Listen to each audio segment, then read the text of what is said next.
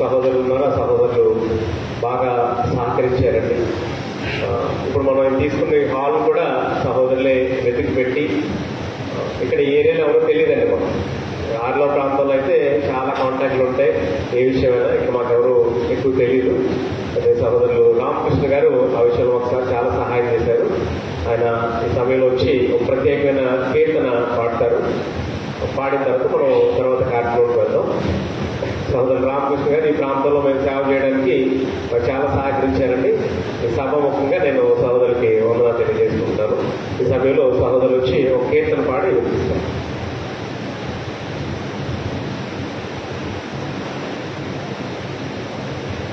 ముందుగా వందనాలు తెలియజేస్తున్నాను. క్రైస్తవ కీర్తన నుండి 580 పాట.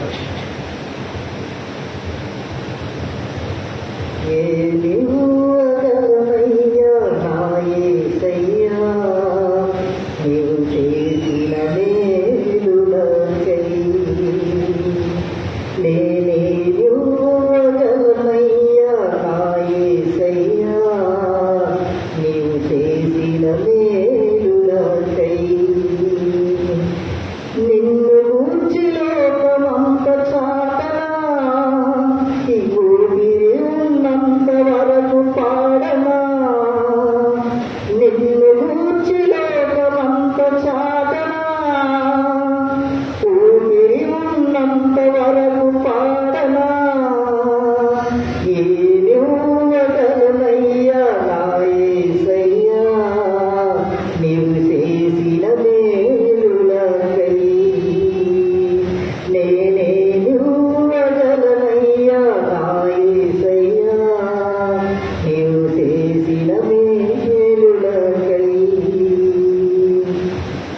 గురులేని నా జీవిత పయనంలో దరిజేరి నిలిచిన నా దేవుడవు, మతిలేక తిరుగుతున్న నన్ను శృతి చేసి నిలిపిన నా దేవుడవు.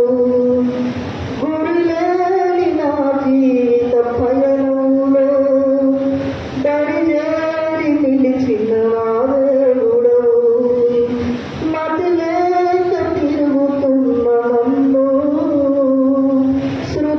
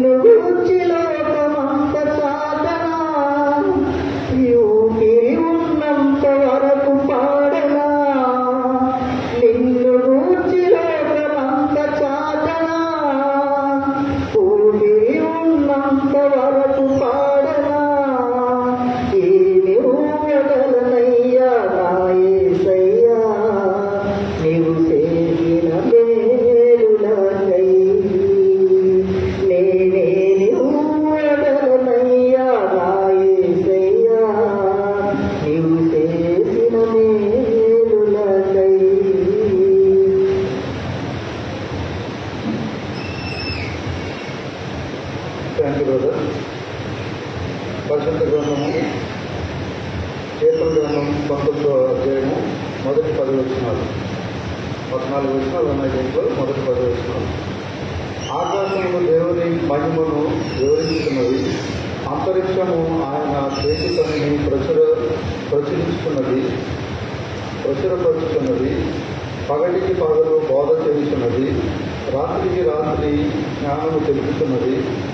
వాటికి భాష లేదు, మాటలు లేవు, వాటి స్వరము వినబడదు. వాటి కొలనూలు భూమి మీదంతటా వ్యాపించి ఉన్నది. లోక దిగంతముల వరకు వాటి ప్రకటనలు బయలువెళ్ళుచున్నవి. వాటిలో ఆయన సూర్యునికి గుడారం వేశాను. అతడు తన అంతఃపురంలో నుండి బయలుదేరు పెండ్లి కుమారుని వలె ఉన్నాడు. సూర్యుడు పరిగెత్త నుల్లసించినట్లు తన పతనమందు పరిగెత్త నుల్లసించుతున్నాడు. అతడు ఆకాశమున ఈ దిక్కు నుండి బయలుదేరి ఆ దిక్కు వరకు దాని చుట్టూ తిరిగి వస్తున్నాడు. అతని వేడిమికి మరుగైనది ఏదీ లేదు. యెహోవా నియమించిన ధర్మశాస్త్రము యథార్థమైనది, అది ప్రాణమును తెప్పరిల్లజేయదు. యెహోవా శాసనము నమ్మదగినది, అది బుద్ధిహీనులకు జ్ఞానము పుట్టించదు. యెహోవా ఉపదేశము నిర్దోషమైనది, అవి హృదయములను సంతోషపరచును. యెహోవా ఏర్పరిచిన ధర్మము నిర్మలమైనది, అది కనులకు వెలిగించును. యెహోవా యందైన భయము పవిత్రమైనది, అది నిత్యము నిలుచును. యెహోవా న్యాయ విధులు సత్యమైనవి, అవి కేవలము న్యాయమైనవి. అవి బంగారు కంటెను విస్తారమైన మేలిమి బంగారు కంటెను కోరదైనవి. తేనె కంటెను చుట్టి తేనె దారుల కంటెను మధురమైనవి. ప్రభు వాక్యం ఉంది.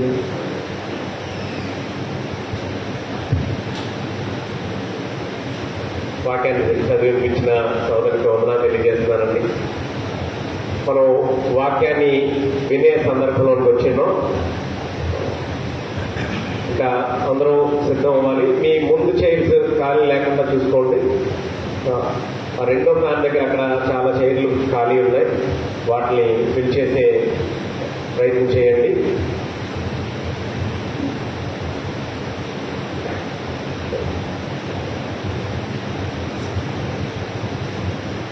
సమయం మనం ప్రార్థన చేసుకుని మనం వాక్యాన్ని విందామండి. ప్రార్థన చేసుకోవడానికి ముందు కొన్ని విషయాలు తెలియజేస్తున్నాను.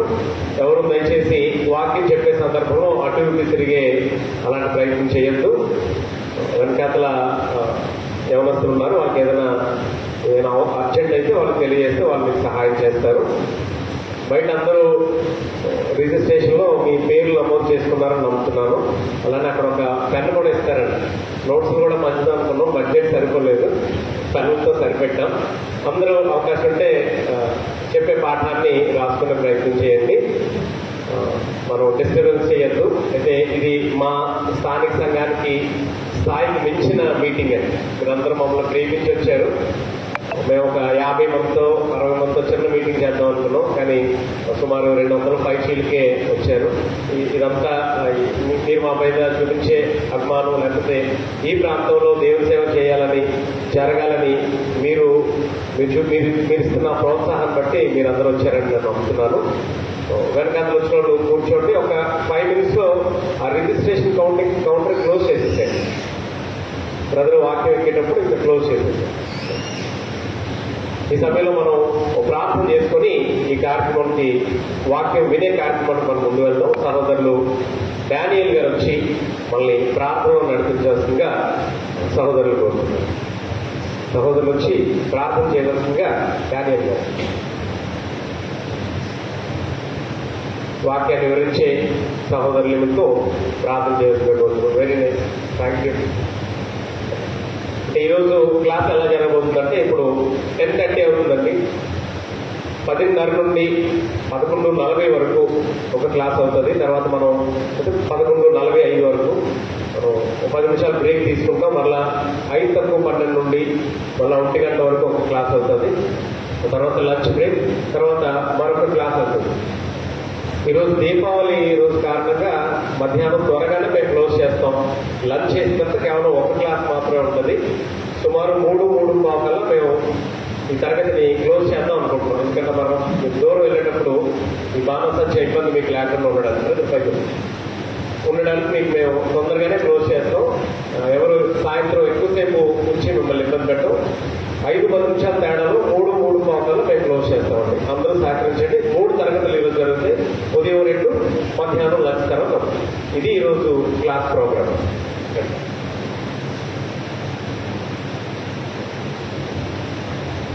ప్రార్థన చేసుకున్నాము. అందరూ పరలోకినట్లయితే పరలోకమందున్న మా తండ్రి, మీ ఘనమైన ఉన్నతమైన నామలకు కృతజ్ఞతలు స్థితులు స్తోత్రాలు చెల్లించుకుంటున్నాము.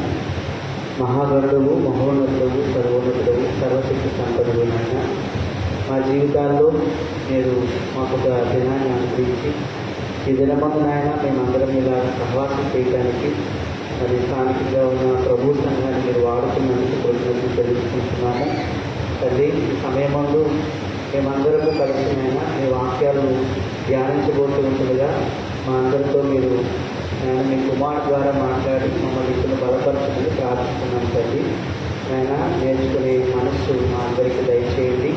మా హృదయాలను, మా చెవులను ఆయన వాక్యానికి అప్పగించుకొని తండ్రి మరింతగా మేము కృషి చేయడానికి, ఆయన అభ్యాసం చేయడానికి మాకు సహాయం చేయమని అడుగుతూ ఆయన ఇక్కడికి చేరవలసిన ప్రతి ఒక్కరిని జీవించి ఆస్వాదించమని ఈ ప్రార్థన విజ్ఞాపనలు త్వరలో రాబోతున్న యేసుక్రీస్తు నామంలో అడిగి వేడుకుంటున్నాము తండ్రి.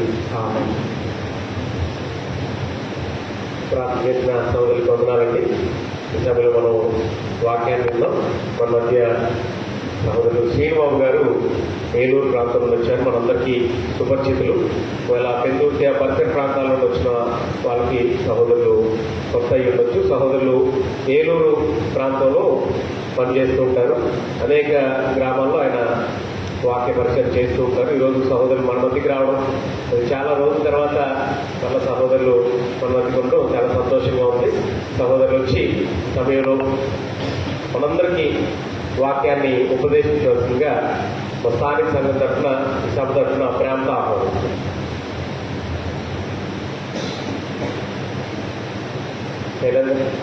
మైక్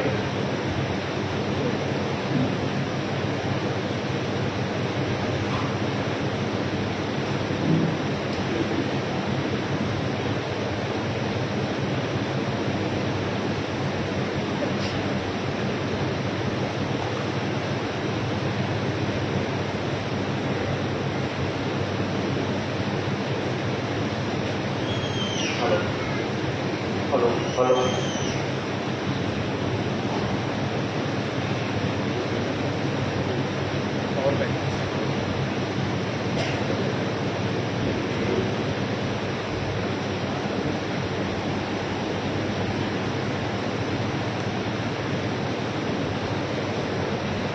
మొదటగా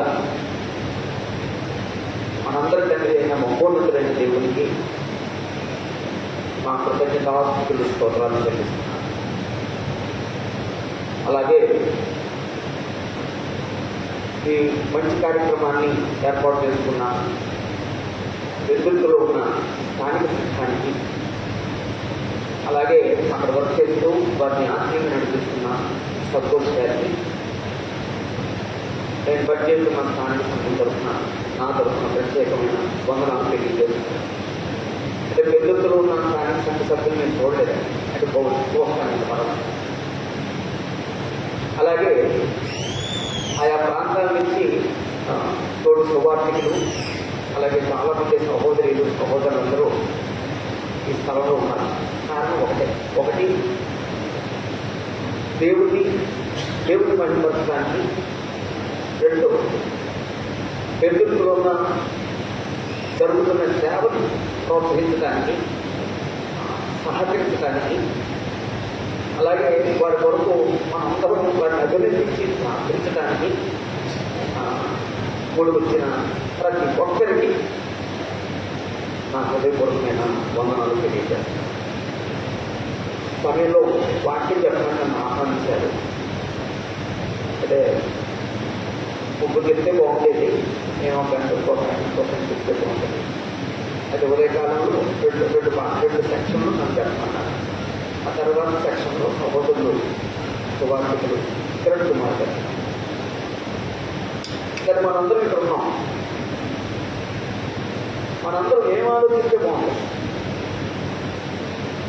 ఏం ఆలోచిస్తే బాగుంటుంది అంటే నేనేమనుకున్నానంటే ఈ పెద్దల్లో జరుగుతున్న ఈ సేవకి సహకరించేటట్లుగా సహకారం అనే మాట చెప్తామా, లేకపోతే సంఘ క్షేమాభివృద్ధి కొరకు మాట చెప్తామా అని చాలా చాలా అనుకున్నాను.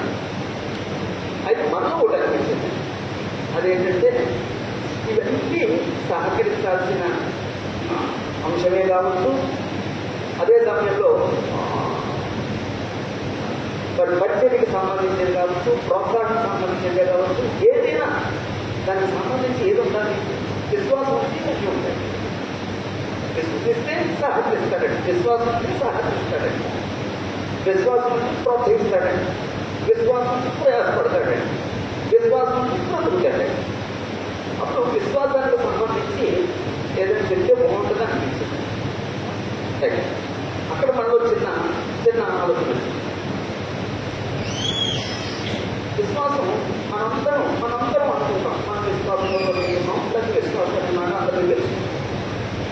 మనం విశ్వాసంలో బ్రతకడానికి ప్రయత్నిస్తాం. కానీ విశ్వాసాన్ని కూడా అధిగమించేది, విశ్వాసాన్ని కూడా డామినేట్ చేసేది అందరిలోనూ ఉన్నాయి. అలాంటి సమయంలో కూడా మనం విశ్వాసంగా బ్రతకాలి, ఇది చెప్తే బాగుంటుంది అనిపించింది. మీరు చెప్పండి, ఇది అవసరం అండి అని చెప్పండి. అవసరం అండి, థ్యాంక్ యూ అంటే నాకు ఒక్కటి సరిపోదు కదా, మీ అందరూ ఆమోదం ఉంటాయి నాకు చెప్తాను, లేదంటే ఇంకోటి నాకు చెప్తాను. ఈరోజు దానికి సంబంధించిన ఓ విషయాన్ని మనం చెప్తాం.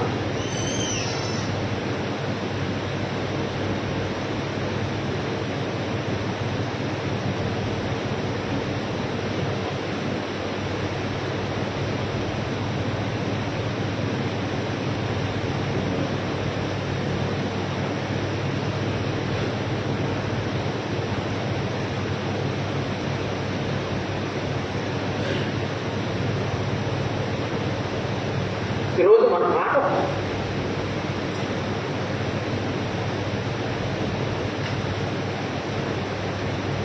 ప్రతిఫలము దక్కని పరిస్థితులలో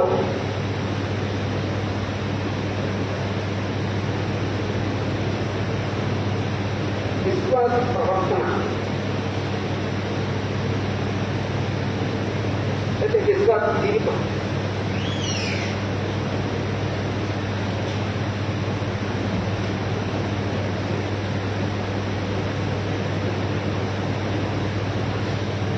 ప్రతిఫలము దక్కని పరిస్థితులలో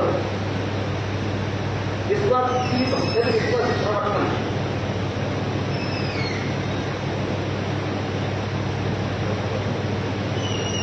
అప్పుడు ఈ సంగతిని ఒక వ్యక్తి క్యారెక్టర్ నుంచి ఒక వ్యక్తి యొక్క ప్రవర్తనను తీసుకున్నారు. అది ఎవరంటే మోషే.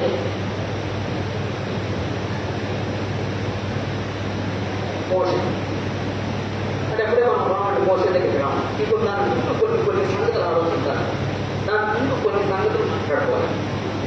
దాని ముందు అసలు ప్రతిఫలము పట్టని పరిస్థితులు అసలు మనకేముంటాయి వాళ్ళు చెప్పండి. ప్రతిఫలం పట్టని పరిస్థితులు మనకేముంటాయి? ఉంటాయండి, ఉండవా? ఉంటాయి. అప్పుడు దాని గురించి డిస్కస్ చేసి అప్పుడు ఆ ప్రతిఫలం దక్కని పరిస్థితులలో ఒక విశ్వాసం ఎలా జీవించడం చూద్దాం, ఒక విశ్వాసం ఎలా ప్రవర్తించడం చూద్దాం. మొదటి విషయం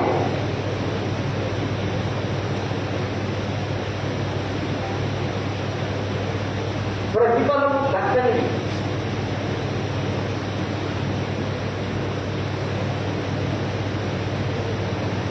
ప్రతిఫలము దక్కని పరిస్థితులు చూద్దాం.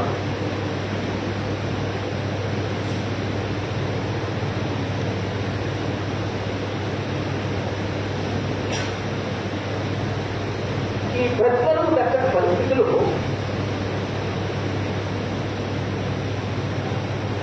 కుటుంబంలో ఉంటాయి, సంఘంలో ఉంటాయి,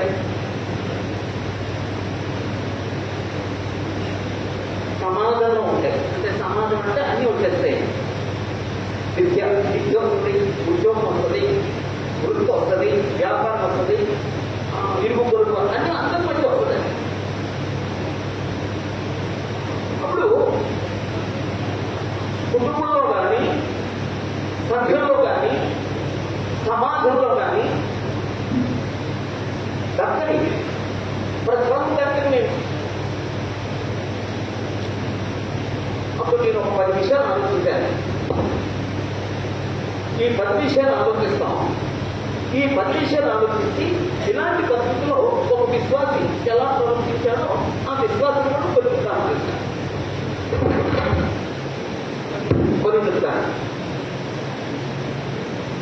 ప్రతిఫలం దక్కని పరిస్థితుల్లో మొదటిది నేను రాసింది ఏంటంటే గౌరవం.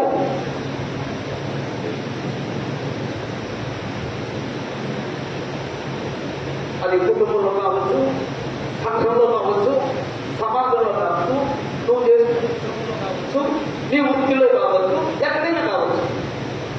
నువ్వు ప్రయాసపడతావు, నువ్వు పని చేస్తావు, కానీ నీకు గౌరవం దక్కదు.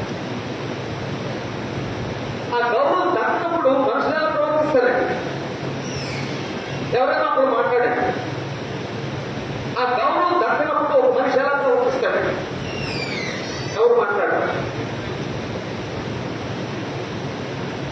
ఆ గౌరవం దక్కనప్పుడు మనిషి ఎలా ప్రవర్తిస్తాడండి? అమ్మా కోపం వస్తుందండి, వస్తుందండి. ఎక్కడైనా కానీ అది కుటుంబం కావచ్చు, సంఘం కావచ్చు, సమాజంలో కాదు. నేను ఇంత పని చేశాను, నాకు కనీసం గౌరవం ఇవ్వట్లేదు అంటే కొంతమంది వాళ్ళు పని చేశారన్న సంగతి తెలుసు, వాళ్ళు వర్క్ చేసేదానికి సంగతి తెలుసు. కొంతమంది గౌరవాన్ని ఇవ్వడానికి అప్పుడు గౌరవం ఇవ్వాలి, ఇవ్వకపోవడం వాళ్ళతో తప్పు. అయితే ఆ గౌరవం మనకు దక్కలేదని మనం ఎలా ప్రవర్తించాలి? అదే నా పాయింట్. ఆ గౌరవం దక్కలేదని మనుషులు ప్రజలు ఎలా ప్రవర్తిస్తారంటే ఒక అవిశ్వాసుగానే ప్రవర్తిస్తాడు, ఒక మోపసుగానే ప్రవర్తిస్తాడు.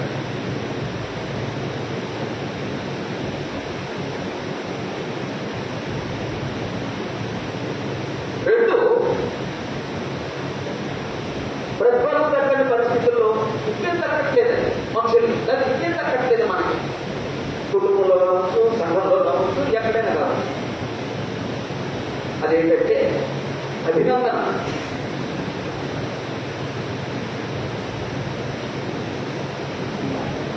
అభినందన. ప్రతి మనిషి తాను చేసిన పనికి ఇద్దరు నుండి అభినందన కోరుకుంటాడు. అంటే ఆటకి చిన్నపిల్లలు కూడా ఏదైనా పని చేస్తే మా నాన్న నన్ను మెచ్చుకోవాలని కోరుకుంటాడు, మా అమ్మ నన్ను మెచ్చుకోవాలని కోరుకుంటుంది. అలాగండి. అంటే ప్రతి మనిషి ఆ ఇతరుల నుంచి ఆ అభినందన కోరుకుంటాడు. సరే మనం పని చేసాం, ప్రయాసపడ్డాం, అసలు అప్రిషియేషన్ లేదు, అభినందన దక్కట్లేదు. ఎలా ఉంటుందండి?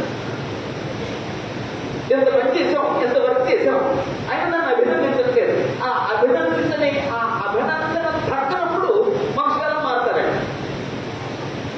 ఎవరైనా చెప్పండి, నీకు తెలిసింది చెప్పండి, లేదా నీ జీవితం చెప్పండి.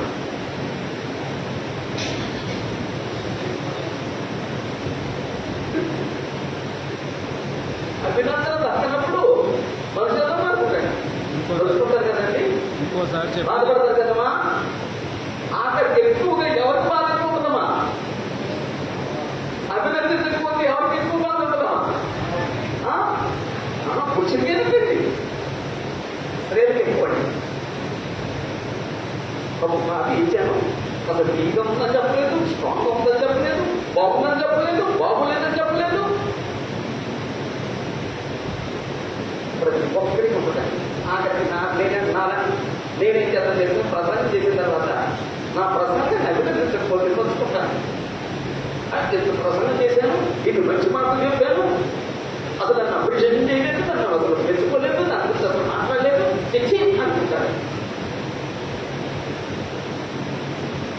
సమయంలో ఒక విశ్వాసం ఎలా ప్రవర్తిస్తుంది అదే అంటే అభినందించాలి. ఇక్కడ పాయింట్ అభినందించాలి. అభినందించలేదు, అది మానవ సమస్య. అభినందించడం ఎవరి స్వభావం అండి? ఏ ప్రభు స్వభావం? శతాధిపతి అన్యుడే, కానీ ఏ ప్రభు ఇస్రాయేల్లో కూడా నేను ఇంత విశ్వాసం చూడలేదన్నాడు. ఆయన అభినందించాడండి. అలాగే ధనాశ్రీ అభినందించాడండి యేసు ప్రభు. మా ఈ విశ్వాసం గొప్పది. ఎక్కడైనా యేసు ప్రభు ఒక మంచి పని చేస్తే అక్కడ అభినందిస్తారండి. అభినందించలేని వాడు కొంతమంది అందుకదా సబ్జెక్ట్. సరే, అభినందించలేదు. విశ్వాసంగా ఆ భక్తిని అభినందన బట్టి మానవులు ప్రవర్తిస్తారు. అదే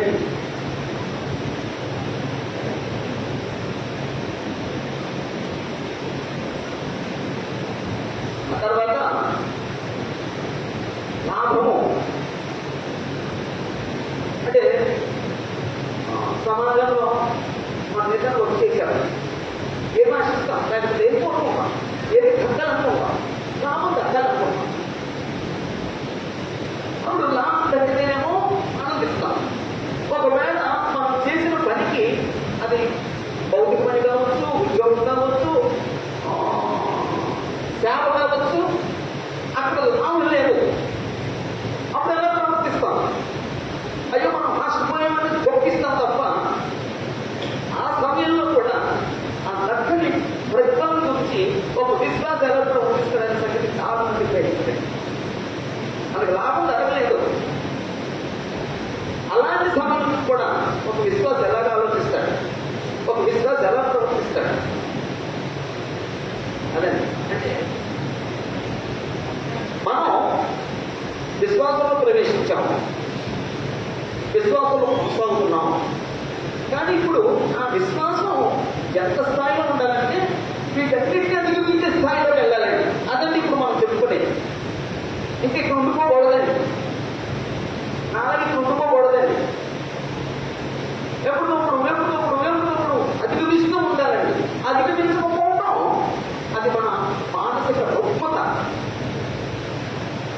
ఆత్మీయ బలహీనత.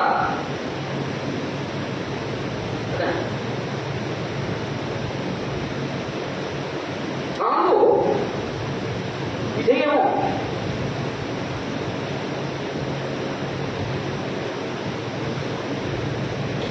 కొన్నిసార్లు కుటుంబంలో కానీ సంఘంలో కానీ మనం విద్య చదువుకున్న చదువులో కానీ ఉద్యోగంలో కానీ వృత్తిలో కానీ సక్సెస్ అన్నమాట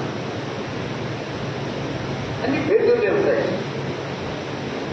అయితే సక్సెస్ అవ్వాలనే ప్రయత్నిస్తాం. ఇప్పుడు ఫ్యామిలీ పరంగా ఫెయిల్యూర్ అయ్యాం, వృత్తిపరంగా ఫెయిల్యూర్ అయిపోయాం, ఉద్యోగపరంగా ఫెయిల్యూర్ అయిపోయాం, విద్యపరంగా ఫెయిల్యూర్ అయిపోయాం, జీవితాన్ని పట్టుకునే విషయంలో ఫెయిల్యూర్ అవుతున్నాం. అయితే ప్రతి మనిషి ఏదైనా వర్క్ చేస్తే ఏం ఆశిస్తాడండి? విజయాన్ని ఆశిస్తాడండి. అంతేనండి. అంతే. కుటుంబాన్ని కట్టుకుంటున్నాడు. ఆ కుటుంబం ఎలా ఉండాలండి? సక్సెస్ఫుల్ ఫ్యామిలీగా ఉండాలన్నా, ఫెయిల్యూర్ ఫ్యామిలీగా ఉండాలన్నా సక్సెస్ అవ్వాలండి. ఏమైనా చేసిన ఒక వ్యక్తి చదువుకుంటున్నాడు, చదువుకున్నాను, వాళ్ళు చదువులో వాళ్ళు సక్సెస్ అవ్వాలని వాళ్ళు కష్టపడతారు. అలాగే ఒక వ్యక్తి సువార్త సేవ చేస్తున్నాడు. సువార్త సేవ ఎందుకు చేస్తున్నాడు? సువార్త సేవ ఎందుకు చేస్తున్నాడు? ఆశ్చర్యం ఉన్నాడు. నేను ఏం చేయాలి మీరు చెప్పచ్చు కదా అంటాడంటే. అంతేనండి.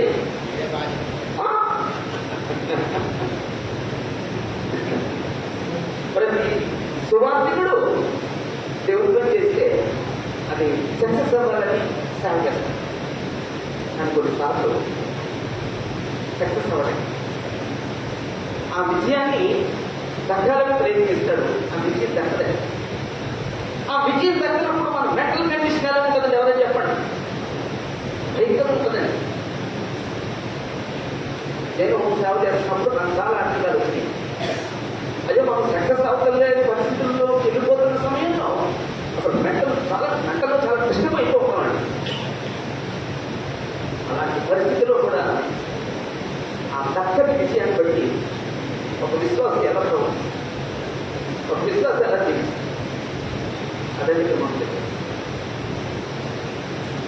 మనం కొంచెం ఎక్స్ట్రా ఆలోచిస్తున్నాం.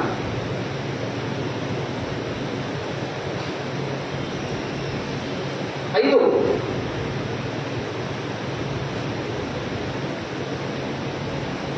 గుర్తింపు. చాలా మంది కుటుంబాల్లో కానీ సంఘాల్లో కానీ కొంతమంది గుర్తింపు లేకుండా బ్రతుకుతారు. కొందరు భర్తను గుర్తించలేరు. ఆ భర్తను గుర్తించడానికి చాలా టైం పడుతుంది.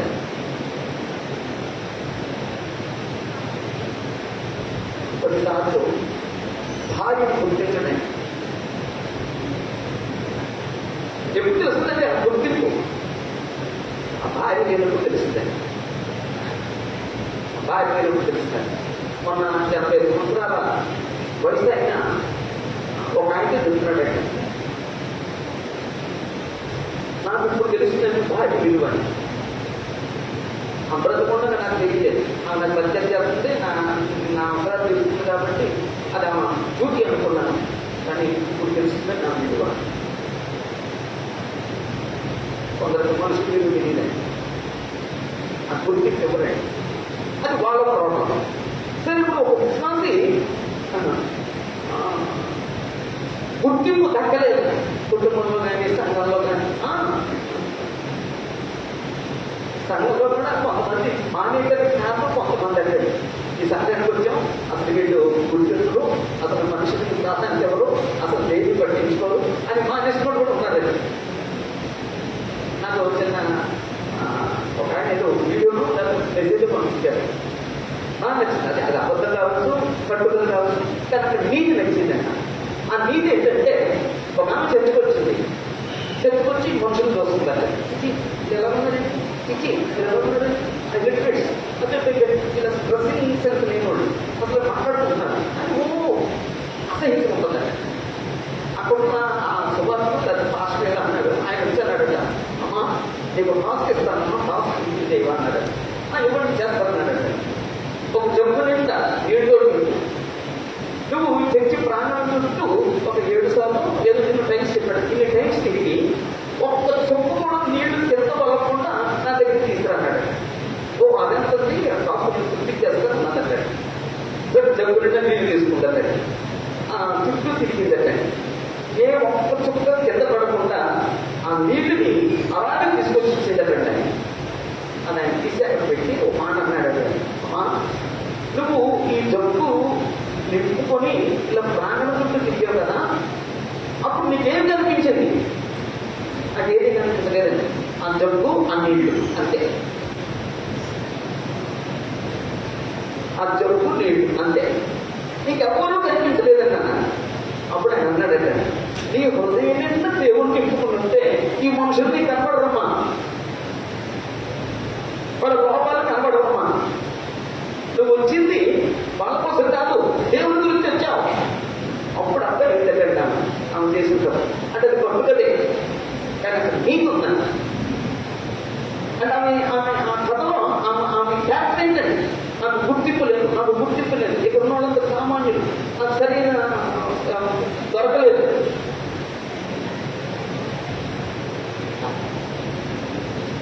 సువార్థికుడిగా ప్రతి స్థానిక సంఘం గుర్తించాలి. అది ధర్మం, న్యాయం. ఒకవేళ గుర్తించకపోవడం వాళ్ళ సమస్య. ఒకవేళ ఆ గుర్తింపు పొందని సువార్థికుని నేను విశ్వాసంగా గుర్తించాలి. అలాగండి,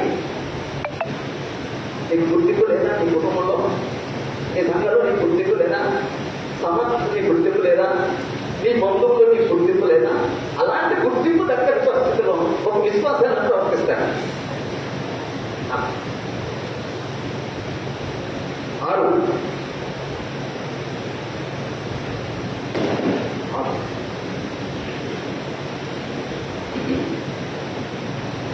ఆశించుట.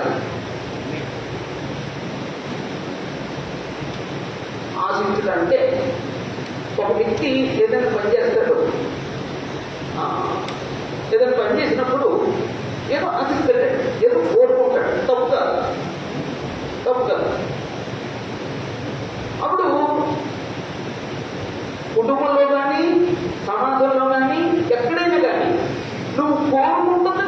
కట్టలేదు. ఒక వ్యక్తి ద్వారానో లేకపోతే పరిస్థితి ద్వారానో నువ్వు కష్టపడే పని ద్వారానో నీ ఉద్యోగం ద్వారానో ఏదో నీకు నువ్వు కోరుకుంటే కట్టలేదు.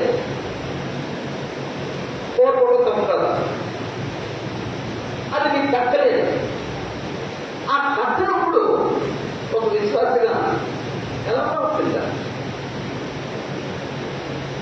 అదని మనం ఆలోచించేది. అదండి మనం ఆలోచించేది.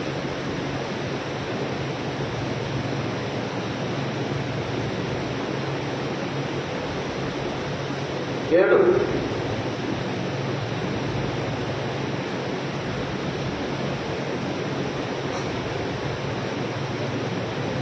ప్రతి వ్యక్తి ఇతరుల నుంచి ప్రేమను ఆశిస్తాడు, లేదా ప్రేమను కోరుకుంటాడు.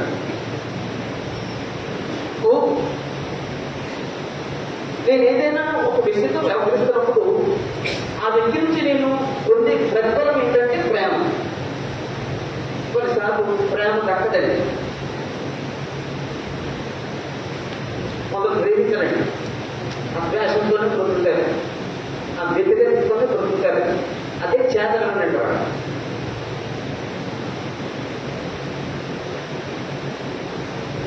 అదే చేతనండి. ప్రేమించడం చేత కదండి, ద్వేషించడం చేతండి, నొప్పించడమే చేతనవునండి, హింసించడమే చేతనవుతుందండి. అలా ప్రేమించకపోవడానికి చాలా కారణాలు ఉంటే మన దానికి తెలియదు. సరే, ఇప్పుడు ఒక వ్యక్తి ఆ ప్రేమను దక్కాలనుకుంటాడు, కానీ ఆ ప్రేమ దక్కదు. ఒక సహోదరుల దగ్గర నుంచి కానీ, కుటుంబంలో కానీ, సమాజంలో కానీ, స్నేహితుల నుంచి కానీ, ఎక్కడైనా కానీ ఆ సమయంలో ఒక విషయం ప్రవర్తిస్తాడు. ఒక విశ్వాసం ఎలా జీవిస్తాడు?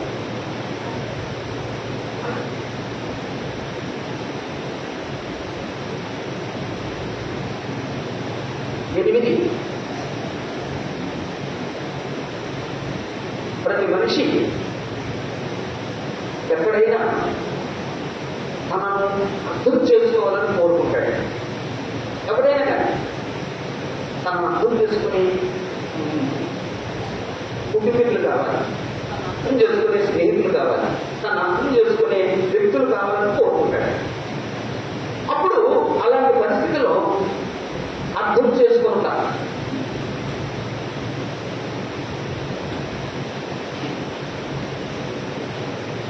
దక్కదు. చాలా మంది సహోదరులు మాట్లాడినా, సహోదరులు మాట్లాడినా చాలా చోట్ల నాకు వచ్చే ప్రశ్న ఏంటంటే, మా ఇంట్లో నన్ను అర్థం చేసుకోలేదు, నా భార్య నన్ను అర్థం చేసుకోలేదు, నా భర్త నన్ను అర్థం చేసుకోలేదు. ఎప్పుడు ఆయన మోసత్వంతోనే ప్రవర్తిస్తాడు. అర్థం చేసుకునే భార్య ఎప్పుడు తన అనుకున్నదే జరగాలని కోరుకుంటుందండి, నన్ను అర్థం చేసుకోలేదు.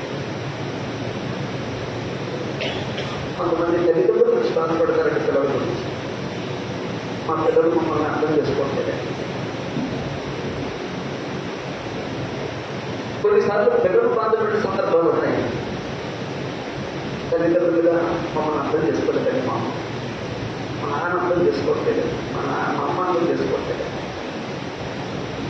ఇలా కుటుంబం గురించి మాట్లాడాలి. సంఘంలో కూడా ఒక సహోదరుడు ఒక సహోదరుని అర్థం చేసుకునే పరిస్థితి. ఇప్పుడు సంఘం ఉంది. సంఘం యొక్క ఆత్మీయ స్థితులు ఎలా ఉంటాయి? అందరితో ఒకేలా ఉంటాయి కదమ్మా. సంఘంలో విశ్వాసుల యొక్క ఆత్మీయ స్థాయి అందరికీ ఒకలాగే ఉంటుంది కదండి? ఉండదండి. ఉందంటే అబద్ధం అండి, ఉండదు. అప్పుడు ఆత్మీయంగా బలహీనుల్ని బలవంతులేం చేయాలి? వాడు ఆత్మీయ బలహీనని అర్థం చేసుకుని వాళ్ళతో మాట్లాడుకోవాలి.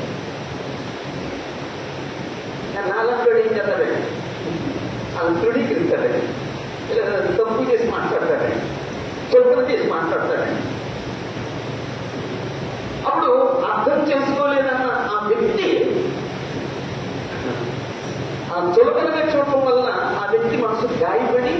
వ్యక్తిని ఇంకా దూరం చేసుకుంటున్నామా, సంపాదిస్తున్నామా?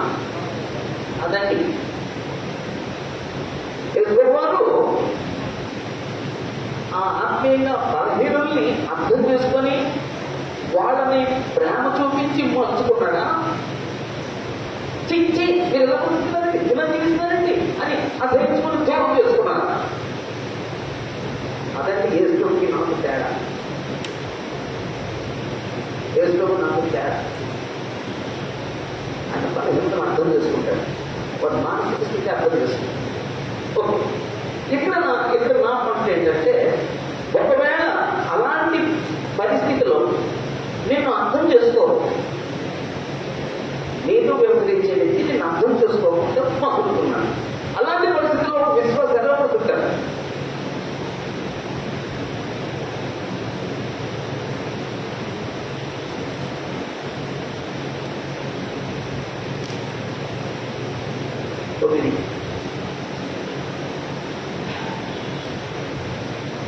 తొమ్మిదో విషయం ఏంటంటే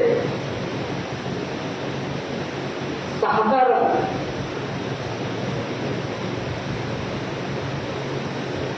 కొన్నిసార్లు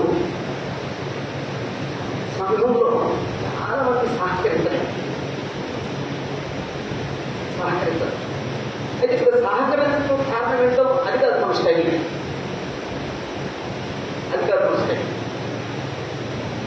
కొన్నిసార్లు కుటుంబంలో సహకరించరు, ఆర్థిక విషయాల్లో సహకరించరు, అలాగే వారి కుటుంబాన్ని కట్టుకునే విషయంలో సహకరించరు, ఫ్యూచర్ కోసం ప్లాన్ చేసుకునే వాటిలో సహకరించరు, ఏ విషయంలో సహకరించరు. కొన్నిసార్లు పొరుగు వెళ్తాం, ఆ పొరుగులు వాతావరణం సహకరించదు. ఆ పొరుగు వెళ్తాం, ఆ పొరుగులో ఉన్నటువంటి ఇరుగు పొరుగు వారు మన మానసిక స్థాయికి తగ్గట్టుగా సహకరిస్తారు. ఇలాగే అన్ని విషయాలు సహకరించని పరిస్థితులు ఉన్నాయి. కనపడుతున్నాయండి, కనపడుతున్నాయి. ఇక్కడ చూసేది ఏంటంటే, ఇలాంటి సహకరించని పరిస్థితుల్లో కూడా ఒక విశ్వాసి ఎలా ప్రవర్తిస్తారు అదండి మనం ఆలోచించాలి. 10వ విషయం ఏంటంటే,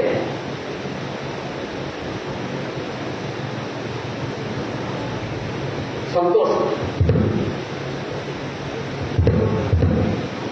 ఏ వ్యక్తి అయినా సంతోషంగా ఉండాలని కోరుకుంటాడు. ఇక్కడే కానీ ఎవరి ద్వారానే కానీ సంతోషంగా ఉండాలని కోరుకోవటం తప్పు కదా. అలాగే ఇతరులు నా వల్ల హ్యాపీగా ఉండేటట్లుగానే చూసుకోవాలండి. నా వల్ల ఒక వ్యక్తి నచ్చుకోకూడదండి, నా పని నచ్చుకోకూడదండి. వారు ఆనందంగా లేకుండా ఉండటానికి కారణం నేను కాకూడదండి. ఒకవేళ ఒక వ్యక్తి ఆనందంగా లేకుండా ఉండటానికి నేను కారణమైతే నేను ఎవరినండి? ఓ మంచి వాతావరణాన్ని, ఓ మంచి కార్యాన్ని చెడగొట్టేవాడిని. మంచి కార్యాన్ని చెడగొట్టేవాడు అమ్మా గట్టి చెప్పండి. శాతాన్ని ఇప్పుడు ఒక కుటుంబం దగ్గరికి వెళ్తున్నాం. ఆదామవ్వలు కుటుంబం పట్టుదలకు కొరకు ఒకడున్న కుటుంబం మాత్రం ఏంటండి? ఎవరైనా చెప్పండి. ఒకటే సంతోషంగా ఉన్నారు అంతే అంటారు, ఉన్నారండి. ఆనందం చెడగొట్టింది ఎవరండి? సంతానం వచ్చి ఒక విష బీజం వేసింది. హఠాత్ అయిపోయిందండి. అక్కడ ఉన్న ఆనందం, అక్కడ మంచి చెప్పేసిందండి, చెప్పేసాడండి సాతాను.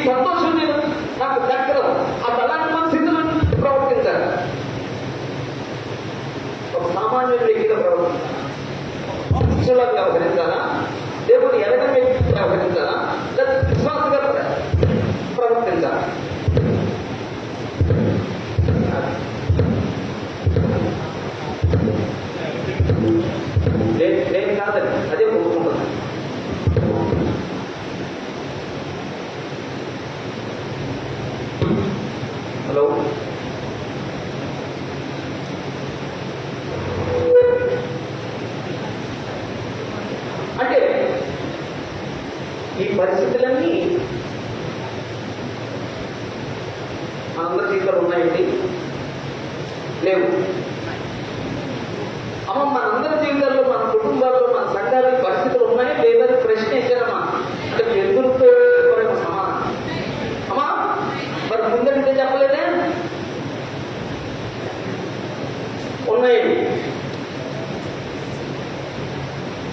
వాళ్ళ పరిస్థితులు బట్టి ఉంటాయి. ఈ 10 ఏం ఉంటాయి, ఏదో ఒకటి ఉంటుందండి. ఏది లేకుండా మాత్రం ఉండదండి. సహోదరులు చెప్పండి, సంఘాలు ఇలాంటి పరిస్థితులు లేవండి.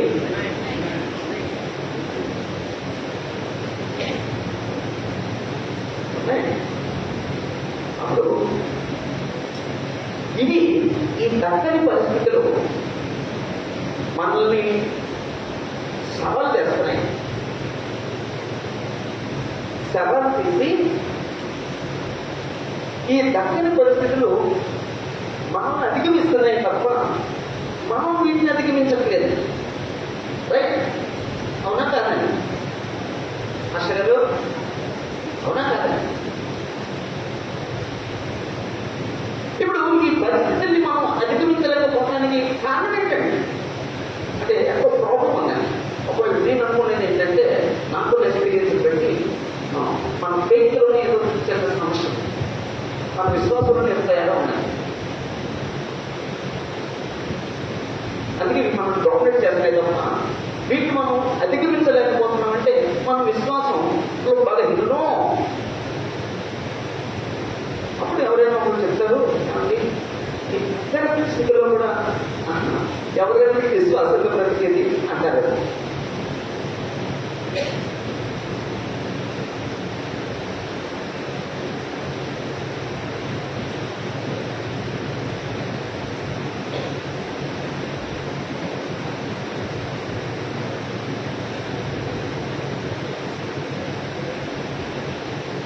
అందుకే దేవుడు బయటకు రాయించి అందులో కొందరు జీవిత చరిత్రను దేవుడు లిఖించండి. మనందరం ఆ విశ్వాసాన్ని చూడమని, ఆ విశ్వాసులు ఇలాంటి ప్రతిఫలం తగ్గని పరిస్థితుల్లో కూడా ఎలా ప్రవర్తించారో దేవుడు వాటిని రాయించేటండి మహోన్నతుడి దేవుడు. అందుకే మనము ఆ చరిత్ర చదివినప్పుడు మన విశ్వాసం పెరుగుతుంది. ఆ విశ్వాసం వీటన్నిటికీ అనిపిస్తుంది. అందుకే శిష్యులు ఆ ప్రార్థన చేశారండి. తండ్రి అది ప్రభువా మన విశ్వాసాన్ని అభివృద్ధి పరచు అన్నాడు. మనం ఎప్పుడైనా మన విశ్వాసాన్ని అభివృద్ధి పరచమని ప్రార్థన చేశామా? చేసే ఉంటారు. కానీ చెయ్యండి, విడిచిపెట్టేది. మా పిల్లలను అభివృద్ధి పరచుకోవా, మా ఆర్థిక వనరులు అభివృద్ధి పరచుకోవా, మా స్థలాలను అభివృద్ధి పరచుకోవా, మా ఆరోగ్యాన్ని అభివృద్ధి పరచుకోవా, ఇవి చెయ్యండి. చెయ్యందని కాదు, కానీ అంతకంటే ముఖ్యం ఏంటంటే మీ విశ్వాసాన్ని అభివృద్ధి పరచడం ప్రార్థన చేయండి. అప్పుడు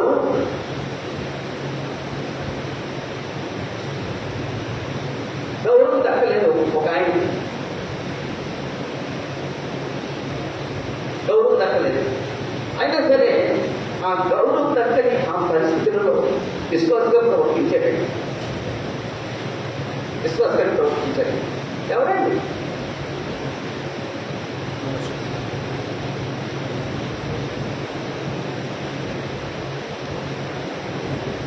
యోసేపు.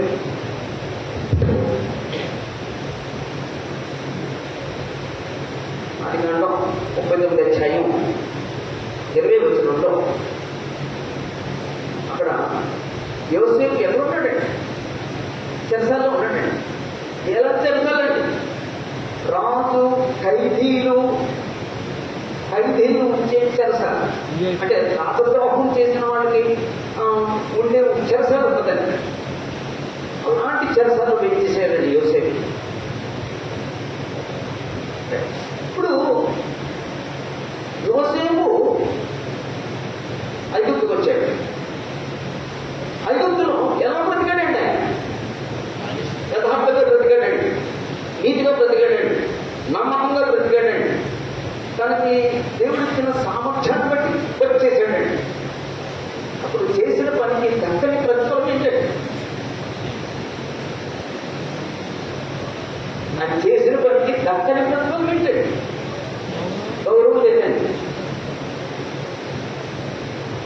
గౌరవం లేదండి. అంటే ఆయన చేసిన పనికి అభినందన లేదండి.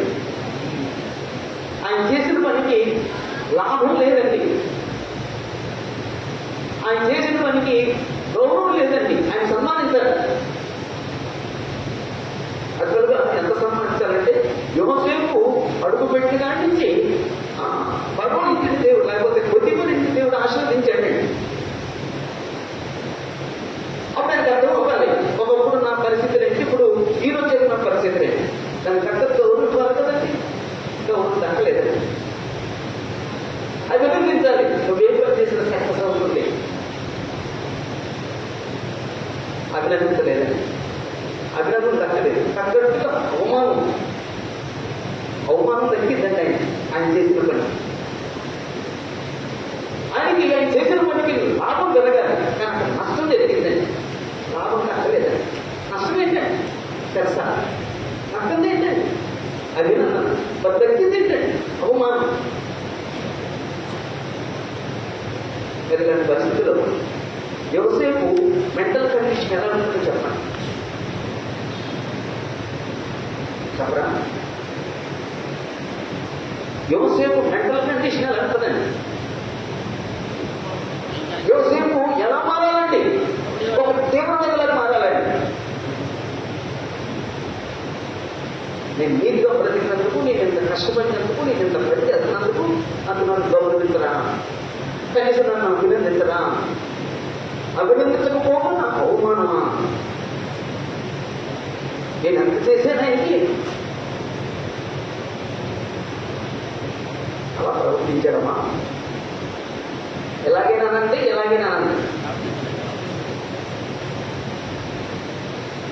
అదండి యోసేపు ఎవరికి అర్థమయ్యాడండి? యోసేపు చరిత్ర నా దగ్గర ఉంది, మన దగ్గర ఉంది. ఎంతమందికి అర్థమయ్యాడు యోసేపు? అర్థం ఉండేదండి. నేను ఇప్పుడు మళ్ళీ వెళ్ళి చదువుతున్నప్పుడు, ఏదైనా చరిత్ర చదువుతున్నప్పుడు మళ్ళీ నాకు ఏదో మనం ఇంకా ఎక్కడో మిస్ అయిపోయింది, ఇంకా మనకి ఎంత అర్థం కావాల్సి ఉంది, ఇంకా మనం చదవాల్సి ఉందని తెలుస్తుంది. దండి యోసేపు సమయంలో కూడా తిరుగుబాటు చేయలేదు, వ్యతిరేకించలేదు, నొచ్చుకోలేదు, భరించాడంటే భరిస్తాడంటే. కొన్ని కుటుంబాల్లో కొంతమంది శుభార్తకులు నేను చూస్తాను. కొంతమంది శుభార్తకులు, కొన్ని కుటుంబాలు యజమానులు, కొన్ని కుటుంబ పరిస్థితులు వాళ్ళు అన్నింటినీ భరిస్తారండి. అని భరిస్తారు. కొంతమంది ఇతరండి విశ్వాసం భరిస్తాడు. ఆ విశ్వాసం నొచ్చుకొని తిరిగిపోతుంది.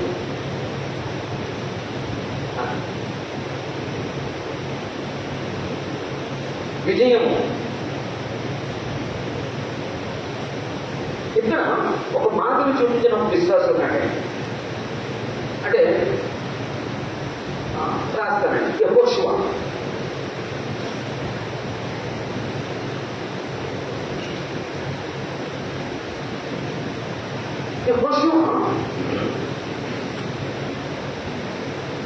ఏడాధ్యాయంలోనేమో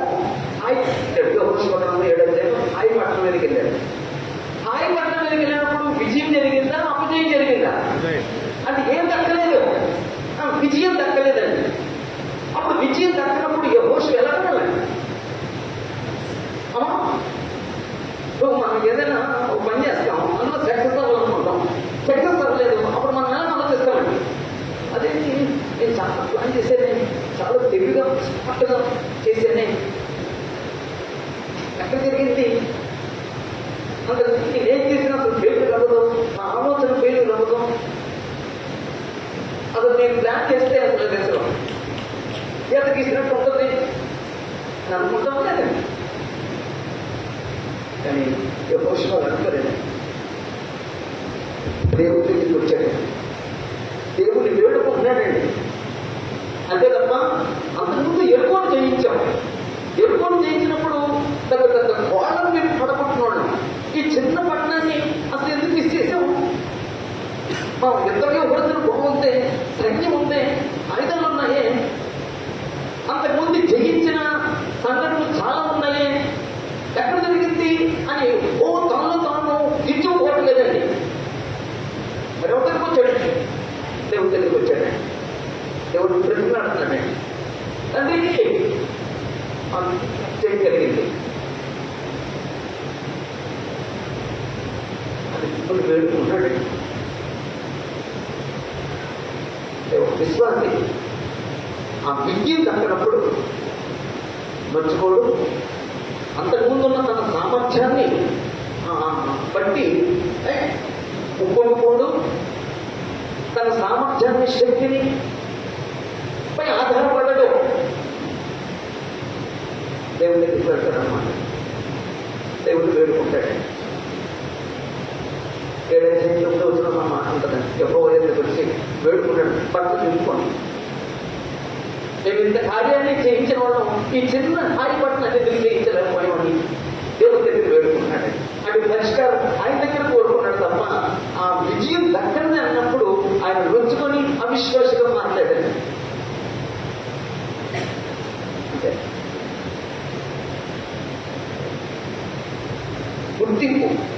గుర్తింపు దగ్గర నేను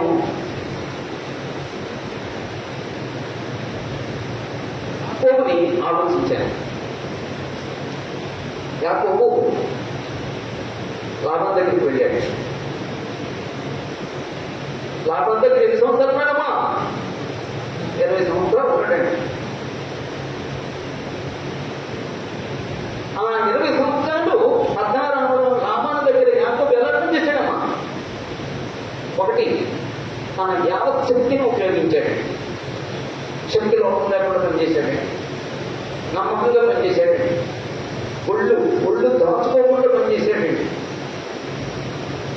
యథార్థంగా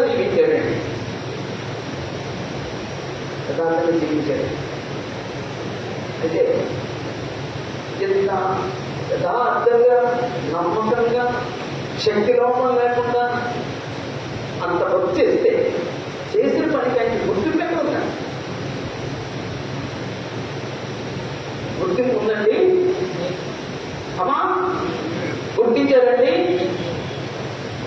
ఆమె లాభాలు గుర్తించలేదు, ఆ లాభాలు కుమారులు కూడా గుర్తించలేదు. అసలు వారు అనుకోలేదు. ఈ యాకోబు అడుగు పెట్టినప్పటి నుంచి మనం దీవించబడుతున్నామని వాళ్ళు గ్రహించాలండి, కానీ గ్రహించలేదండి. యాకోబు అసలు గుర్తింపు ఇవ్వలేదండి, రెస్పెక్ట్ ఇవ్వలేదండి. ఆఖరికి ఆయన మీదే అసూయపడ్డారండి. లాభాన్ని కుమారులు అంటున్నారండి, మన తండ్రి కలిగిన యావదాస్తిని యాకోబు తీసుకున్నాడు అన్నారండి. నిజమా? అది వాళ్ళ అభిప్రాయమా లేదా వాస్తవమా? అది వాళ్ళ ఊహ అంతే. ఊహ జబ్బులు ఎక్కువైపోయాయండి. మరి దానికి ఊహించడమే, వాస్తవాన్ని ఎందుకు మనం గ్రహించలేము. అక్కడ వాళ్ళ ఊహాది ఒక రకంగా కన్నింగానే వ్యవహరించాడు లాభాన్ని. యాకోబు వేలు కొడుతున్నాడు. అలా కాకుండా ఆ సంపద మనకు పెరగాలని కన్నింగా వ్యవహరించిన దేవుడు తోడై ఉన్నాడు. దేవుడు డెవలప్ చేశాడు. అలాగే చెప్పి లాభాన్ని నష్టం చేయలేదండి, లాభాన్ని నష్టం చేయలేదండి యాకోబు. అయినా సరే ఇంత చేసినా సరే అని గుర్తింపు లేదు. ఎవరైనా గుర్తింపు లేనప్పుడు ఎలా ప్రవర్తిస్తారు? గుర్తింపు లేదన్నప్పుడు భయంకరంగా వ్యవహరిస్తారు. ఇందాక మనం ఆలోచించాం. ఇక్కడ విశ్వాసంగా యాకోబు ఎలా ప్రవర్తించాడు? అందుకే తన బాధ్యత అన్నాడండి. ఈ నాన్నగారు ముఖము నిన్న మొన్న ఉన్నట్లుగా నా ఎడగలేదు. నన్ను 10 మాటలు నా జీవితం మార్చాడు. నన్ను మోసం లేదు. ఆ సంగతి యాకోబు తెలిసింది. యాకోబు సామాన్యుడా? యాకోబు జ్ఞానవంతుడండి. అయినా సరే ఎవరైతే మోసం చేశారో, ఎవరైతే కిందంగా వ్యవహరిస్తున్నారో, ఎవరైతే దాని మీద కూడా ఏడుపుతున్నారో వాళ్ళ దగ్గరికి వెళ్ళి ఏమైనా రిపోర్ట్ చేసేటండి, అయ్యి నా వల్ల నువ్వు డెవలప్ అయ్యా, అసలు నేను అడుగు పెట్టకపోతే నీ పని అన్నాడండి. ఒకసారి యాకోబు అంటాడు, లాభాన్ని అంటాడండి, యెహోవా నిన్ను బట్టి నన్ను ఆశీర్వదించాడంటే యాకోబు ఏమంటాడండి, నేను కాదు పెట్టిన చోటెల్లా యెహోవా నిన్ను ఆశీర్వదించాడు.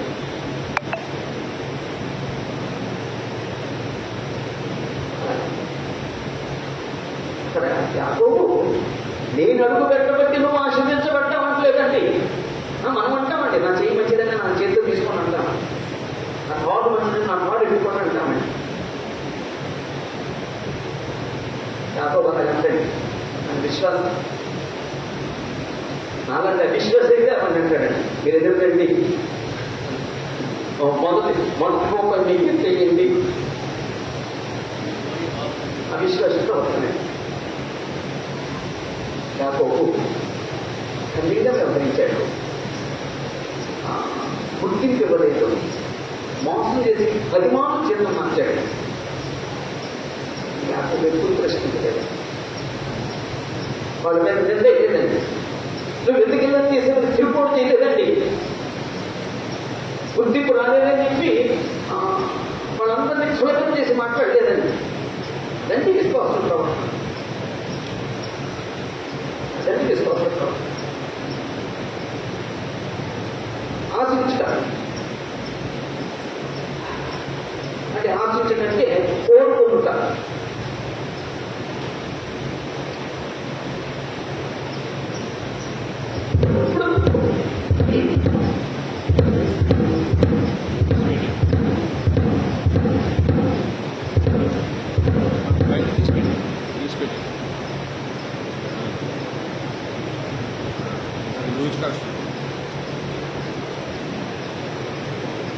ఆశించినప్పుడు విశ్వాసం ఎలా ప్రవర్తిస్తాడో నేను ఒక వ్యక్తిని చూపిస్తున్నాను, ఒక విశ్వాసాన్ని ఆపిస్తున్నాను.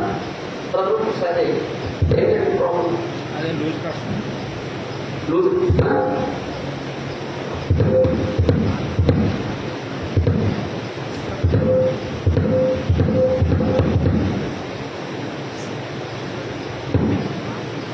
ఒక వ్యక్తి ఆలోచిద్దాం.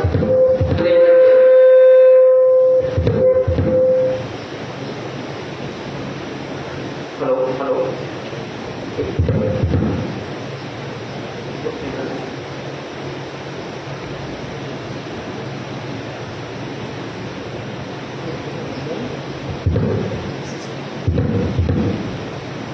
అంటే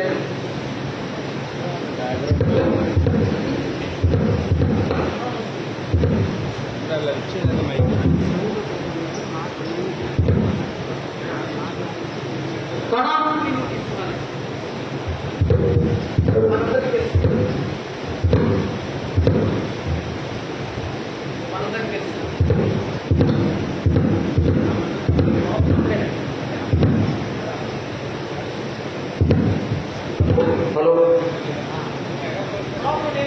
అక్కడ మనందరికీ తెలుసు యేసు ప్రభు వారు పిలుపుదైన కైసర ప్రాంతానికి వెళ్తున్నప్పుడు ఆ సీదోను ప్రాంతం నుంచి కనాన్ స్త్రీ వచ్చింది. కనాన్ స్త్రీ ఏమాశించిందండి, అక్కడ తన కుమార్తె యొక్క స్వస్థతని ఆశించింది. అయితే ఆమె ఏమేమి ఆశిస్తుందో అది దక్కట్లేదు. తర్వాత తగ్గింది, మొదలు తగ్గిందండి, నాకు తెలియదండి. యేసుప్రభు ఎలా మాట్లాడాడు అసలు పట్టించుకోలేదండి యేసుప్రభు. అప్పుడు ఆమె వెంటబడుతుంది. అప్పుడు శిష్యులు అన్నారు, అయ్యా ఆమె వెంటబడుతుంది, ఆమె తీసుకొచ్చి కదంటే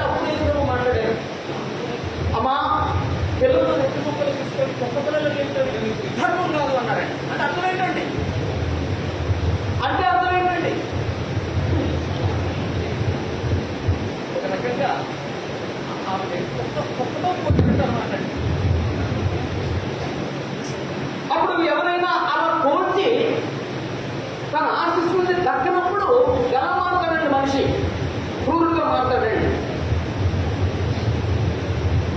ఆ సమయంలో తగ్గించుకోడండి, ఆ సమయంలో తగ్గించుకోదండి, ఇంకా ఇంకా క్రూరంగా మాట్లాడడం ట్రై చేస్తాడండి. కాబట్టి కావట్లేదు అన్న టైంలో వెళ్ళిపోతాడండి. ఇక నాకు ఇస్తుందండి అదేం చేసిందండి అవునా ఆ పట్టు కేసు కుటుంబం కూడా ఆ పనులు పెడితే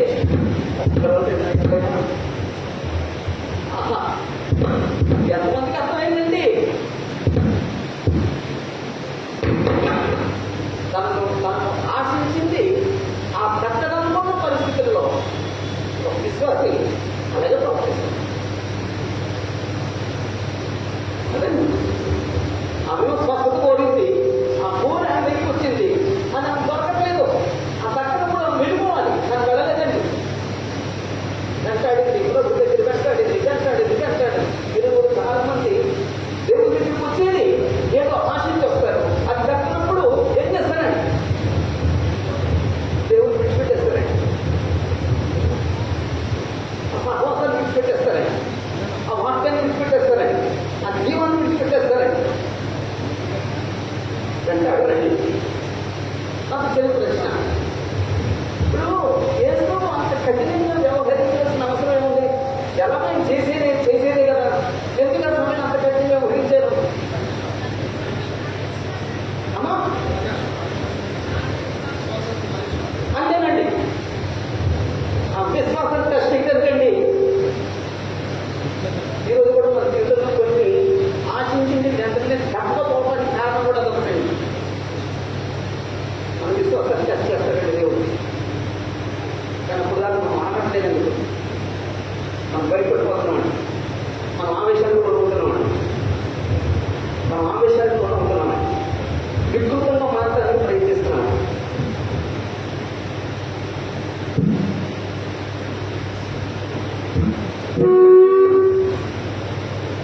వికృతంగా మారడానికి ప్రయత్నిస్తున్నాం. విశ్వాస సమయం ఏం చేస్తాడు?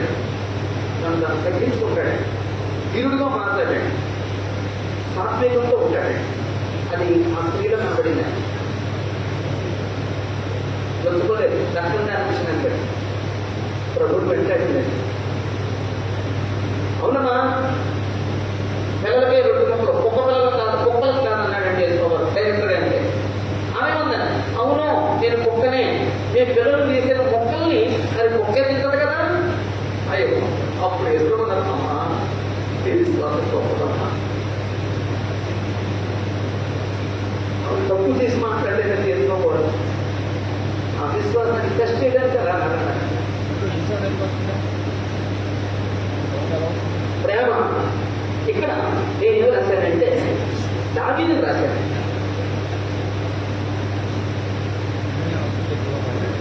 దావీదు స్టోరీ మనందరికీ తెలుసు, అందరికీ వాటికి తెలుసు. అందుకే నేను చాలా సింపుల్గా చెప్పేస్తున్నాను. దావీదు సౌలు కుటుంబంలోకి వచ్చిన తర్వాత సౌలు కుటుంబంలో బయటకు తనకు దక్కింది. సౌలు కుటుంబంలో దక్కింది ఏంటంటే ప్రేమ. సౌలు దావీదును ప్రేమించడమా? ఎవరు మాట్లాడలేదు, ప్రేమించలేదు. ఎంత ప్రేమించారండి సౌలుని, దావీదుని? నేను తన నెత్తి మీద పెట్టుకోలేదు, అంత ప్రేమించాను. ఎందుకంటే ఇశ్రాయేలుకి గొప్ప విజయాన్ని చేకూర్చున్నాడండి. ఆ గొలియాతుని చంపే విషయంలో ఉన్న ఆ తలనొప్పి నుండి, శిరోభారం నుండి అతన్ని విడుదల చేసినోడండి దావీదు. దావీదే లేకపోతే అది దేవుడికి అందరికీ కారణం. మనం పర్సన్ గురించి మాట్లాడుతున్నాం కాబట్టి దావీదే లేకపోతే ఎవరు కూడా యుద్ధం చేసి ఉన్నాడండి. దేవుడు ఏం చేయాలండి? సౌలు దావీదుని ప్రేమించాలండి, ప్రేమించాడండి. మనము సమీర గ్రంథం 18 అధ్యాయం 9-10 వచ్చిన చదివితే అక్కడ దావీదుకి 10,000 కొలది, సౌలు 1,000 కొలది అన్న మాటను పట్టుకోలేకపోయాడండి. పట్టుకోలేక అక్కడ మాట పడాడండి. అప్పటి నుండి దావీదు మీద విషము చూపుతున్నాను. విషపు చూపు అంటే చూపులో విషం అంటాడు. అదేలా ఉండదు, చూపులో ఎలా విషం ఉంటుందమ్మా?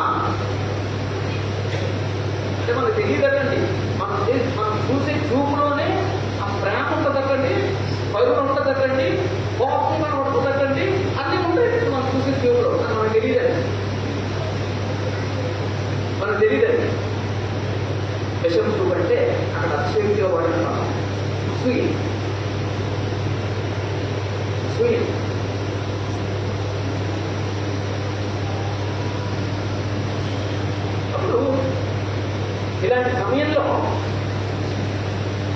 ఎవరైనా నిన్ను ప్రేమించకుండా నీ మీద అసూయ చూపి నీ మీద విషమ చూపు చూపుతున్నప్పుడు మనం ఎలా ప్రవర్తిస్తాం? ఇంకన్నా మాట్లాడు. దావీదు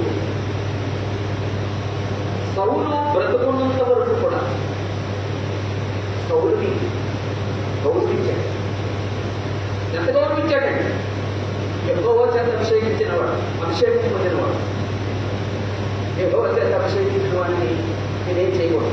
యెహోవా చేత అభిషేకించిన వాడిని దూషించకూడదు. యెహోవా చేత అభిషేకించిన వాడిని కీడు చేయకూడదు. యెహోవా చేత అభిషేకించిన వాడిని ద్వేషించకూడదు.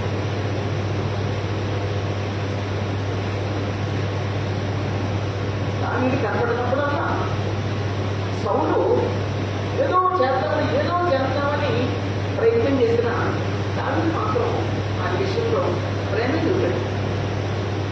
సౌలు బట్టి మార్చుకోలేదండి. సౌలు బట్టి తన వ్యక్తిత్వాన్ని మార్చుకోలేదండి. అతని ప్రోత్సహించాడు. ఓ మగం అన్నాడండి, నా ఇరుగోడా నేనెవరిని? నిన్నల్ని కదా, నిన్నల్ని అంటే పేరు, ఆ పేరు అనుకోండి. నీ దగ్గర ఎంత నేను అలాంటి నన్ను నువ్వు తరుగుతున్నావా? నేనేం చేశాను?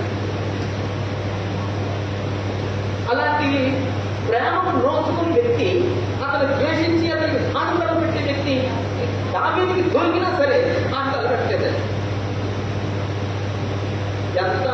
ఎంత సున్నితమైన మనసు అంటే సౌలుకి తెలియకుండా ఆ అంగీని ముక్కను పోసినందుకు కూడా దోచుకుంటాడంటే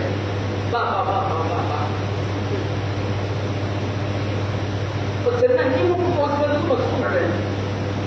ఇది కూడా మీరు చేయకూడదు అని. ఎప్పుడైనా అలాంటి పరిస్థితుల్లో మనకి అలా అనిపిస్తుందండి. మనం ఇద్దరు నొప్పించామా తిన్నట్టామా? ఇద్దరు ఎలాగైనా బాధ పెట్టడానికి ఎంత ట్రై చేస్తామండి.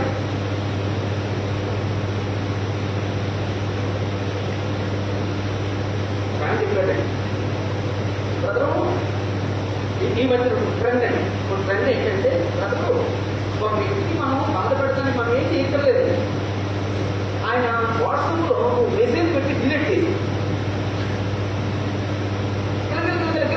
కొట్టేసుకుంటాడు. ఏం పెట్టాడు, ఏం తీస్తాడు, ఎందుకు పెట్టాడు, ఎందుకు తీస్తాడు, ఎందుకు పెట్టాడు, ఎందుకు తీస్తాడు, అసలు ఏం పెట్టుకుంటాడు అని కొన్ని రాత్రులు దగ్గర పోగొట్టాడు.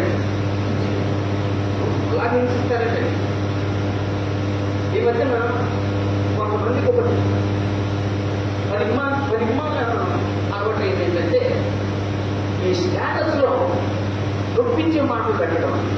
గమనించారు ఎప్పుడైనా? నా పాపిష్ట కంటికైనా కనబడేది. ఒకవేళ వార్తలు పెట్టుకుంటే ఏం పెట్టుకోలేక ఏదో మాట పెట్టు, ఓ మంచి మాట పెట్టు అంటే తప్ప ఇతరులను పెంచుకునేటట్టుగా, ఇతరులకు పంపు చేసేటట్టుగా అది పెట్టాలి. నాకు స్టాటస్ కట్టుకుని వచ్చాను. ఎప్పుడు ఎన్నడూ నా స్టేటస్ వాడినాడు. ముగ్గురికే వాడతానండి. నా మనవడికి, నా ఇద్దరు మనవడికి, నా మనవడికి వాడతాను. వాళ్ళ కూతురు రోజులు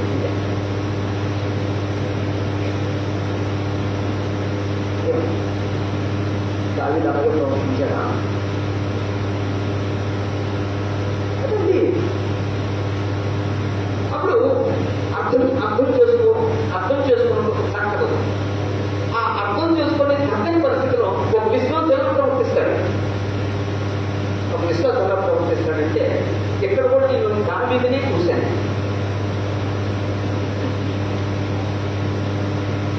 చెల్లించాలి. మనం లేఖనాల్లోకి వెళ్ళలేదు. ఇప్పుడు లేఖనాలకి వెళ్ళి వివరించాలంటే అంతా అయిపోతాను. ఆ స్టోరీ మీకు తెలుసు కాబట్టి, ఆ వచనాలు మీకు అన్ని పంటో పాఠం కాబట్టి చెప్తున్నాను. దావీదుని ఇంకా అర్థం చేసుకుందండి. అమ్మ స్త్రీలారా, దావీదుని ఇంకా అర్థం చేసుకుందామా? చేసుకోలేదు. దావీదుని ప్రేమ ఉందా లేదండి? ప్రేమ ఉందే.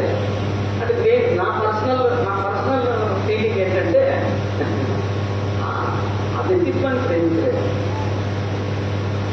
ఆయన వీరత్వాన్ని ప్రేమించడం. అంటే గొల్యాతును చంపిన భర్త నాకు గొల్యాతును చంపిన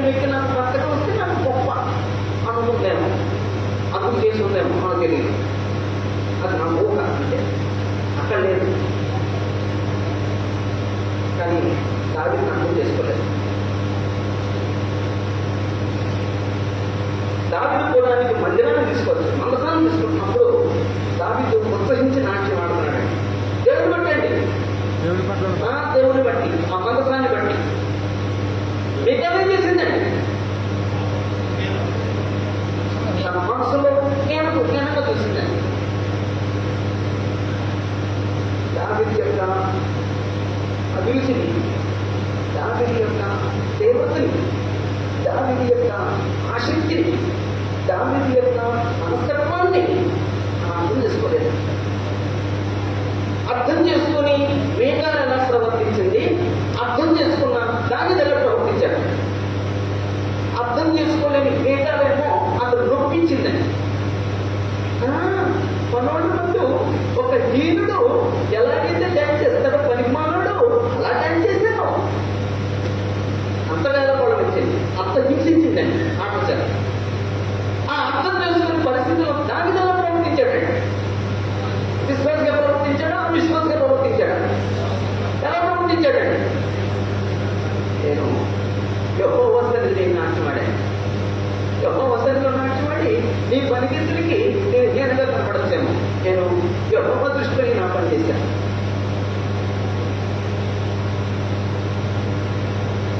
ఆ నొప్పించిన ఆమెని తిరిగి నొప్పించలేదు. నువ్వు నన్ను అంటేమో అలాగే అనలేదండి.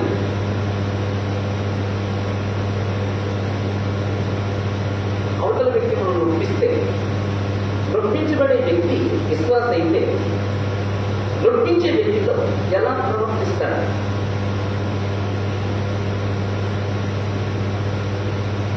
ఎవరు మాట్లాడండి? టైం అవుతుందా? ఒక 5 నిమిషాలు ఉంది కదా. నొప్పించే వ్యక్తిని ఎలా వ్యవహరిస్తాడండి? దాని ఎలా వ్యవహరిస్తాడండి? నేను ఎలా వ్యవహరిస్తానండి? నువ్వు నొప్పించావు కదా, దానికి డబ్బులు నేను నొప్పిస్తాను, నేనేంటో చూపిస్తాను. అలా ప్రవర్తిస్తాను. అది నా స్థాయి, విశ్వాస స్థాయిగా.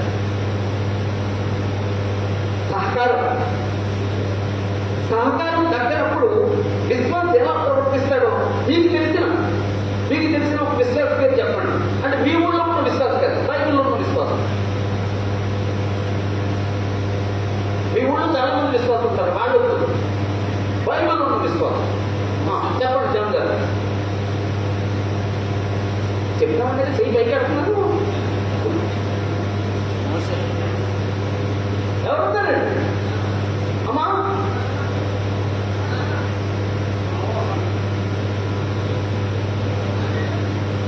అంటే మీరు చెప్తే కరెక్ట్ అవ్వచ్చు. నేనేం రాశానంటే యోగ గురించి అన్నానండి. యోగు తన భార్య సహకరించిందండి.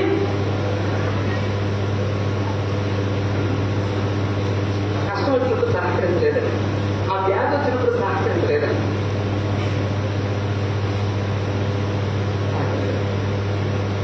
ఆఖరికి నువ్వు చచ్చిపో అని కోరుకుందని, నువ్వు చచ్చిపో అని కోరుకుందని. అలాంటి సమయంలో యోగులా ప్రవర్తించాడు.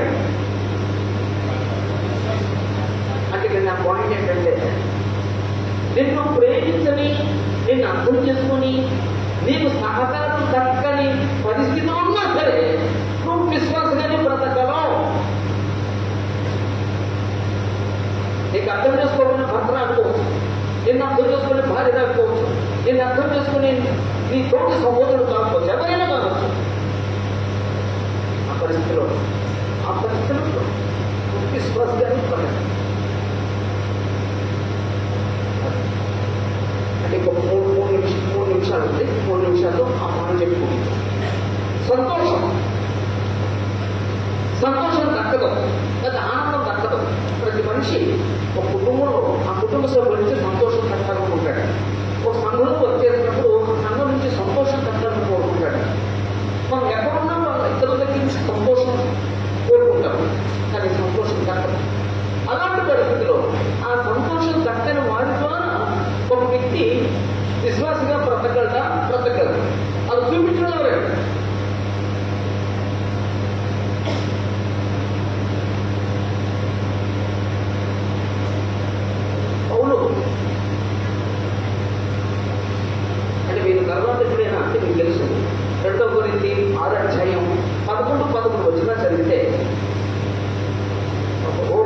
కదా,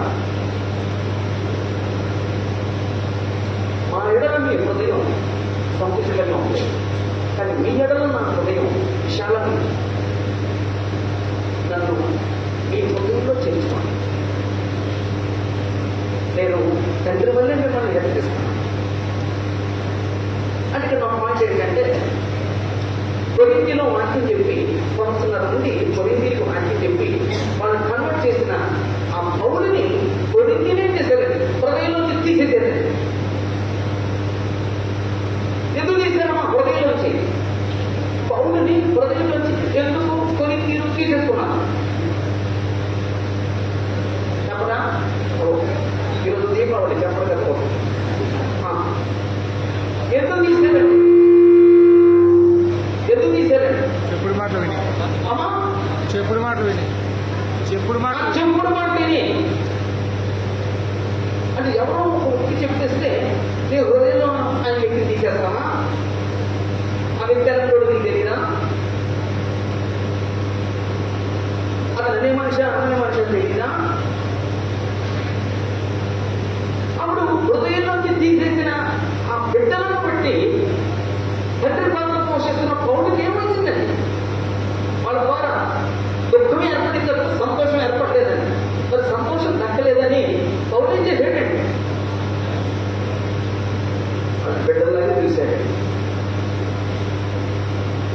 అందుకే అలాంటి సమయంలో కూడా పౌరులు ఉంటాడంటే, నా హృదయం మీ ఎడల ఓపెన్గా ఉంది, కానీ నా విషయంలో మీ హృదయం మూసుకుపోయి నన్ను మీ హృదయంలో చేర్చుకోండి.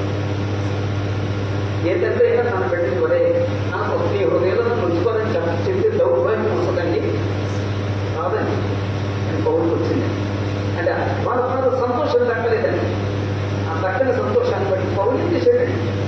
వాళ్ళని వ్యవహరించలేదు, వాళ్ళు మాట్లాడలేదండి, వాళ్ళు బ్రతుకులాడాడు, వాళ్ళని హెచ్చరించాడు, వారికి వాక్యం చెప్పాడు, తిరిగి వాళ్ళు మార్పుకొస్తే నేను సంతోషిస్తాను అనుకున్నాడు.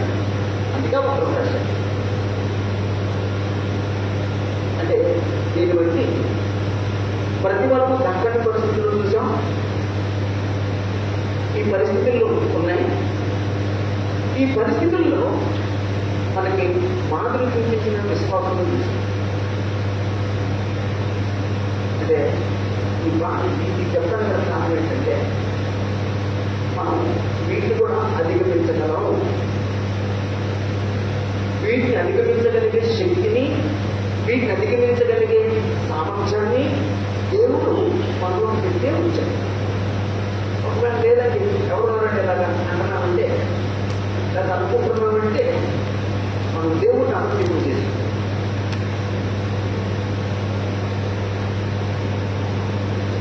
ఒకవేళ అధిగమించలేకపోతున్నటువంటి ప్రాబ్లం ఎవరిదండి?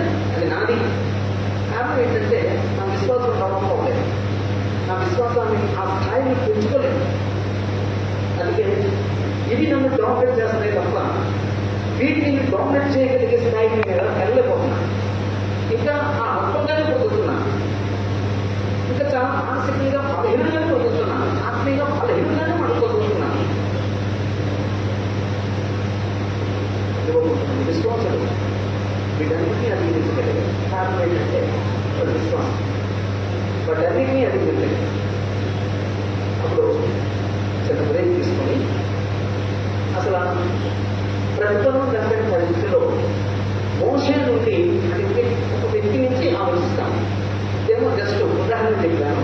ఇప్పుడు ఒక వ్యక్తి లైవ్లో ఎలా దాన్ని చూపించాలో చూద్దాం. నేను చెప్పంటే ఒక 10 నిమిషాలు బ్రేక్ తీసుకుందాం. ఆ బ్రేక్ అయిన తర్వాత ఆ విషయాలు మిమ్మల్ని అందరికీ నా వందనాలు తెలియజేస్తూ, అధ్యక్షుల వారి నా వందనాలు తెలియజేస్తూ ఈ సమయాన్ని వాళ్ళు